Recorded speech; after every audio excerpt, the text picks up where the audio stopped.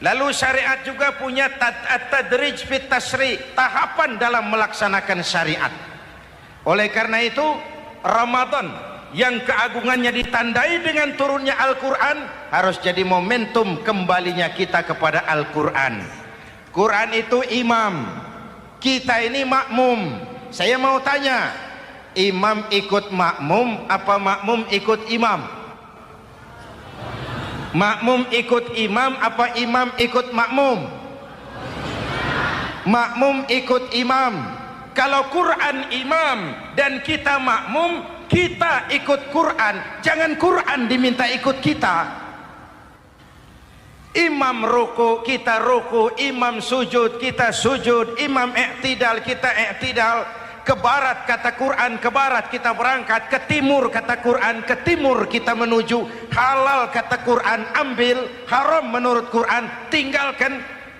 Kalau dia imam dan kita adalah makmum, mari berimam kepada Al-Quranul Karim. Yang kedua, keagungan Ramadan ditandai dengan perintah melaksanakan ibadah puasa. Para ulama menyebut puasa itu ibadah sirriyah, ibadah rahasia, ibadah abstrak, tidak ada unsur sugesti. Kalau kita sholat orang lihat, kita sedekah orang tahu, kita pergi haji satu kampung nganter, kita puasa cuma kita dan Allah. Pura-pura sholat ketahuan Pak, pura-pura sedekah nggak bisa dong, apa yang disedekahin. Pura-pura haji kemana perginya? Tapi pura-pura puasa gampang, keluar rumah bibir lap yang kering, jalan lemesin dikit, ada angin miring, lemes amat puasa. Sirriyah, abstrak. Ibadah lain bisa dinilai, wah itu teman kita sodakohnya berani ya. Kok tahu kamu? Kelihatan dari jumlahnya. Itu sholatnya khusyuk ya. Kok ngerti kamu? Kelihatan dari geraknya. Tetangga sebelah itu rasa-rasanya hajinya mabrur ya. Kok ngerti kamu? Kelihatan dari tingkah lakunya setelah pulang haji. Kalau yang sebelah lagi itu haji tomat. Di Mekah tobat sampai kampung kumat. Ibadah lain kelihatan bisa dinilai, tapi puasa tidak bisa dinilai. Belum pernah saya dengar orang bilang teman kita puasanya mantap betul ya. Kok tahu kamu? Beludah terus. Nggak ada hubungannya. Oleh karena puasa ibadah sirri, ibadah abstrak, maka yang terbentuk dari ibadah ini pertama keikhlasan. Ini sikap hidup yang paling penting. Orang lain mau puji atau tidak bukan soal, orang lain mau dengar atau tidak bukan soal. Ini urusan saya dengan Allah. Dari ibadah sirri seperti ini terbentuk keikhlasan, dan itu penting. Ikhlas. Saya menyantuni yatim bukan karena disorot TV, bukan karena masuk majalah, bukan karena dimuat koran, karena Allah. Berpakaian ikhlas. Saya berpakaian ini karena perintah Allah menutup aurat, bukan karena tuntutan Ramadan. Kalau cuma tuntutan Ramadan, Ramadan saja bagus busana muslim. Selesai Ramadan kembali pusar merajalela. Menerima jabatan ikhlas, ini amanah dari Allah. Jabatan adalah alat untuk mengabdi, bukan cuma alat yang melahirkan kekuasaan dan fasilitas. Kalau kekuasaan dianggap sebagai fasilitas dan kekuasaan, maka yang lahir tentu akhirnya maling-maling baru, yang lahir rampok-rampok baru, yang dikuras ya harta negara. Hadirin yang saya hormati, ikhlas menerima jabatan dengan keyakinan ini amanah Allah, amanah akan dimintakan pertanggungan jawab. Ini alat untuk berbuat baik, ini alat untuk mengabdi. Kalau cuma digambarkan kekuasaan jabatan sebagai kekuasaan dan fasilitas, itu yang lalu banyak melahirkan rampok-rampok baru. Betul? Iya, kalau jabatan kan gajiannya jelas. Menteri gajinya jelas, anggota DPR gajinya jelas, presiden, wakil presiden gajinya jelas. Tetapi ketika fasilitas dan kekuasaan banyak memberikan hasil, jangan heran lalu muncul penjarahan terhadap kekayaan-kekayaan yang justru merupakan milik rakyat. Ikhlas dalam menerima jabatan, ikhlas dalam berbuat, ikhlas dalam beramal. Lalu yang kedua, jujur. Tadi siang saudara sholat zuhur apa tidak? Sholat. Yang sholat? Ya enggak, ya enggak. Sebelum sholat zuhur kan saudara berwudu. Waktu berwudu kan saudara berkemur, memasukkan air ke mulut. Umpama waktu berkemur saudara korupsi, dikit saja airnya saudara minum, jangankan hansip, jangankan satpam, jangankan polisi, teman sebelah pun tidak tahu kalau waktu berkemur kita korupsi. Kenapa kita tidak mau melakukan itu? Ada rasa malu kepada Allah. Alangkah positifnya kalau ini diterjemahkan dalam kehidupan. Sekarang kan kita berpikirnya Allah ditekan. Kamu korupsi ya? Iya, Tuhan kan tahu. Biarin, Tuhan mah tahu, nggak ribut. Nggak ribut katanya. Tapi kalau orang, 3 orang saja tahu, geger kantor. Bayangin, Tuhan aja ditekan, Tuhan diintimidasi, apalagi orang lain. Lahir etika otonom, daya kontrol yang paling ampuh yang muncul dari dalam jiwa kita sendiri. Itu merupakan benteng. Orang itu kan kalau lagi puasa, kondisi lapar, haus, temperamen kan tinggi. Sedikit tersinggung temperatur naik, sama marah gampang. Kalau waktu begitu dia bisa sabar, ketika kenyang sudah nggak ada masalah. Sabar baik dalam taat kepada Allah.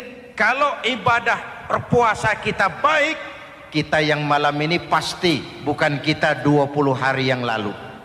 Kita yang malam ini, kita yang sudah ditempa oleh penggojologan Ramadan, ditempa oleh kawah candra di mukanya Ramadan sendiri. Jangan sampai terjebak kepada rutinitas ritual.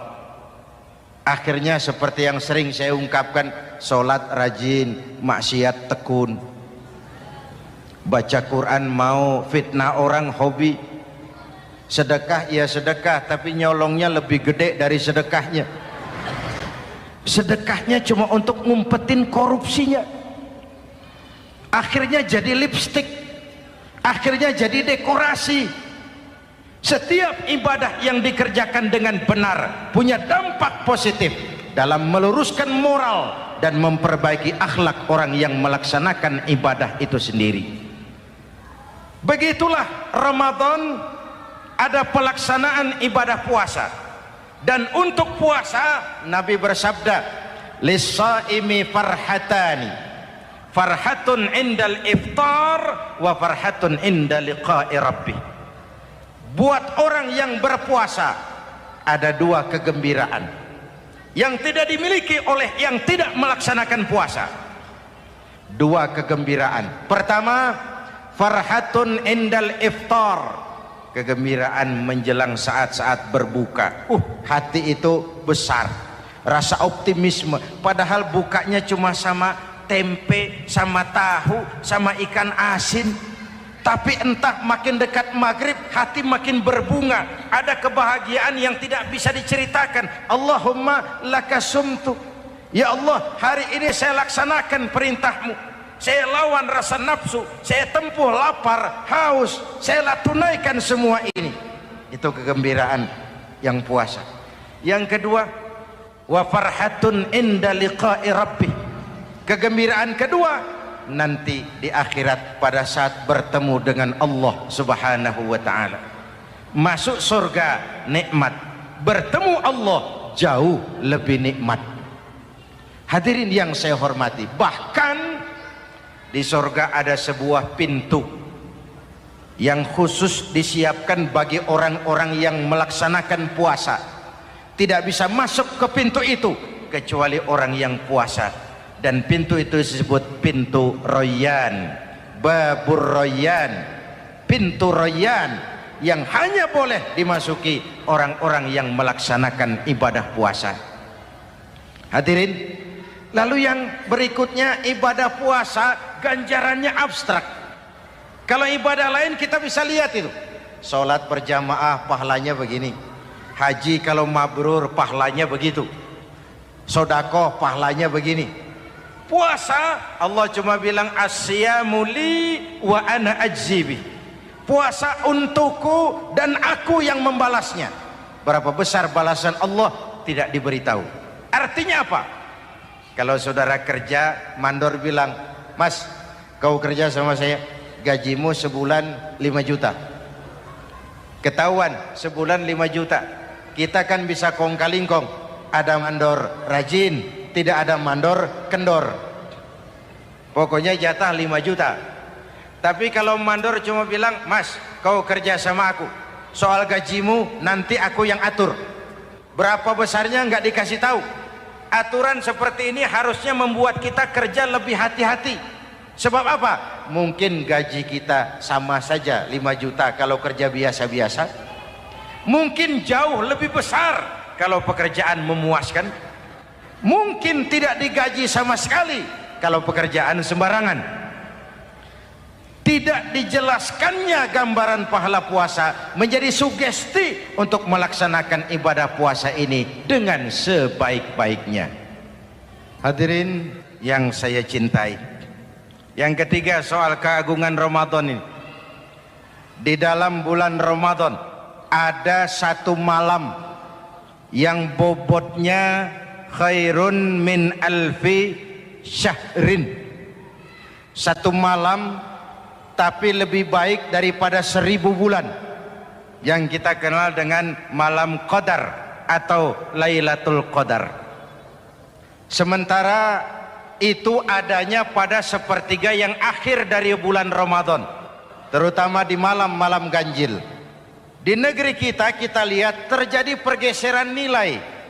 Awal-awal Ramadan, minggu pertama pasar sepi, masjid ramai, full house, meledak. Betul? Padahal Rasul memberikan contoh, kalau sudah masuk sepertiga yang akhir Ramadan, beliau sing-singkan lengan baju, hamparkan sajadah, lebih banyak di masjid daripada di rumah. Itu baginda Rasul. Sing-singkan lengan baju, hamparkan sajadah, lebih banyak di masjid daripada di rumah. Hadirin yang saya hormati, di situ makna meraih kemenangan. Karena itu lebaran lain dengan Idul Fitri. Lebaran siapa saja boleh ikutan, tapi Idul Fitri milik orang yang melaksanakan ibadah Ramadan dengan baik. Nah, saya kembali kepada Lailatul Qadar. Semua kita, kecil atau besar, sengaja atau tidak, khilaf atau terpaksa, pasti punya yang namanya dosa. Di sini semua yang hadir nih, include saya, apa ada yang tidak punya dosa? Ayo, jujur. Apa ada di antara kita di sini yang nggak punya salah? Apa ada yang nggak punya dosa? Setiap kita, kecil, besar, sedikit, banyak, terlupa, terpaksa, pasti punya salah. Sekarang kalau mau hitung dagang, kita diberi umur 65, 40 tahun penuh dosa, lalu taubat 25 tahun. Menurut neraca hukum dagang belum seimbang. Dosa 40 tahun ditebus taubat 25 tahun. Menurut neraca hukum dagang. Untung Allah tidak dagang-dagangan kepada kita. Di Ramadan ini Allah ngobrol pahala. Di Ramadan ini Allah membuka pintu rahmah yang seluas-luasnya. Sampai-sampai ada hadis qudsi, "Lau amiltumul khataya hatta mala'atis sama thumma nadimtum fataballahu alaikum. Kalaupun kamu berbuat dosa, penuh langit dengan dosamu, kemudian kamu menyesal dan bertaubat, Allah pasti akan menerima taubatmu. Hadirin yang saya hormati, inilah momentum Ramadan, saat dimana kita melakukan pemutihan diri. Masih ingat cerita dalam kitab Durratun Nasihin? Saya ulang lagi cerita ini untuk sugesti. Ada buajingan tengik pernah membunuh 99 orang. Satu saat hidayah datang kepadanya, terniat ingin bertaubat. Dicarinya seorang ustadz, ketemu ustadz kepala ngajar. Ustadz, ya, apa? Saya mau taubat, diterima apa tidak taubat saya? Emangnya dosa kamu apa? Saya pernah membunuh 99 orang Ustadz. Ustadznya melotot. Wih, banyak amat. Enggak segampang itu nyawa hak prerogatif Allah. Cuma Allah yang berhak ngambil. Membunuh tanpa alasan yang benar, dosa besar. Dosamu kelewat banyak, Mas. Enggak bisa. Dia vonis lebih dulu kayak surga milik bapak moyangnya. Ini preman kita pikir ini ustadz saya niat baik-baik kok ngomongnya nggak enak. Daripada 99 tanggung, saya lempengin aja nih urusan dah. Dibabat lagi ustadz, tamat, selesai, pas, cepet. Niat taubatnya masih terus. Dia mengembara sampai ketemu seorang ustadz yang bijak. Waalaikumsalam Ustadz. Assalam. Ada apa? Ustadz, saya mau taubat, diterima apa enggak sih? Oh, sebelum mentari terbit dari sebelah barat, sebelum nafasmu sampai di tenggorokan, Allah akan menerima taubatmu. Boleh jadi dosamu besar, tapi ampunan Allah lebih besar dari dosamu. Begitu tadi. Iya. Cuman ngomong-ngomong dosamu apa sih? Ustadz, saya sih tadinya cuma bunuh 99 orang. Terus ada ustadz ngomongnya nggak enak. Jadi saya cukupin 100. Oh, taubatmu diterima asal benar-benar. Cuma begini saja, kampungmu kampung brengsek tuh, lingkunganmu nggak sehat. Kalau kau pulang ke sana lagi, niat taubatmu bisa lentur dan luntur. Kamu pindah saja, hijrah ke kampung lain yang lebih baik. Baik Ustadz, terima kasih. Wah, ngepak koper, pindah.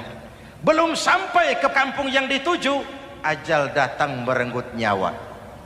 Ketika ruh keluar dari jasad, ini malaikat rahmah dengan malaikat azab rebutan.